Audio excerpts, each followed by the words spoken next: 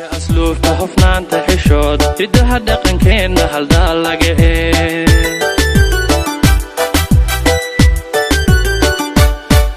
فرسيد كأسلوب تهفنان تحشود يدها دقن كينا هالدال لقيه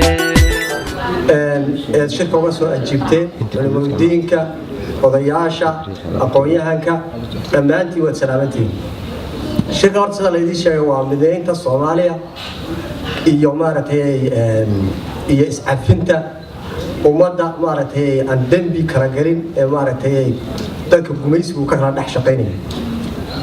aan iyagu wax maaragtay ka dhaxayn godob iyo xatoon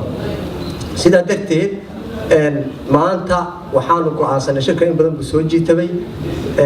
ilaa bil buu naga jiitabayay hawshaas iyo abaabulkeeda idamka Ilaahay maanta noo qabsoomay sida darteed horta waad mahadsantihiin waqtigiina iyo waxaad noo soo horteen aad baad mahadsantihiin wadankeeni waxa ka socdana maaragtay midnimada iyo qacmaha la isqabsaday iyo dadka cadaawada ka dhaxaysay waad ogtihiin halku marayo maanta adduunku wuxuu ku jira waa hal koombo video wax la yiraahdo Facebook iyo Twitter iyo wax walba qofkii maanta wixii wadankeeni ka dhacay qof walba uu ogyahay maanta wanaag haduu yahay iyo xumaan haduu yahay marka waad la socotaan xaaladda halkay maraysa maanta wadankeeni inayna wax dhibi ka jirin oo dadkii xariyaha lagu kala qoqoyo magacyada loo kala yeeray ay hal far yihiin inaga marka maxaa inoo diiday inaynu midowno tusaale ahaan Oromo oo kale isku diin ma aha boqol diimood bay kala wataa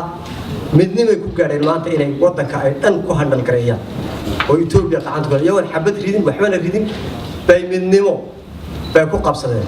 tawfiiqda Ilaahay waafajiyay inaga maxay inoo diiday marka inaynu maanta midowno oo inuu hal waji yeelano oo waxaynu higsanay iyo goolkeeni aynu maanta gacanta ku dhigno waa waxba kama liidano Itoobiya maanta qoomiyad bay ugu tartamayaan inay ku tartamaan qolo walba xukunkeeda asida Itoobiya waxa dhalgaray lahayd Oromo dhinac bay wataa Axmaar dhinac bay wataa marka inagu waxaynu Itoobiya 100 milyan kaga hortagi karaa waa midnimo inagu hal fara marka waxaan caawa iyo shirkan iyo kuwa damaba aan idinku guubaabinayna oo idinku soo bandhignay inaynu midowno oo aynu hal fikrada yeelano oo aynu hore u socono si aynu dadkeeni iyo dulmigii aynu ku jiray aynu uga baxno inagoo waxba kala tirsanaynin inagoo dhib jirin inagoo maaragtay wax dhibaato qabin iscaafis iyo midnimo inaynu qacmaha isqabsano oo qofna qof una maaragtay waxba ka tabanaynin baan caawa meeshan u joognaa hawsheenuna ay sida ku qabsato warkana waa la iga dambeyn doonaa insha Allah shirka inaan noo furo go'aankaygu ahaa welcome ku soo dhawaada iscaafis iyo midnimo horena aanu socono insha Allah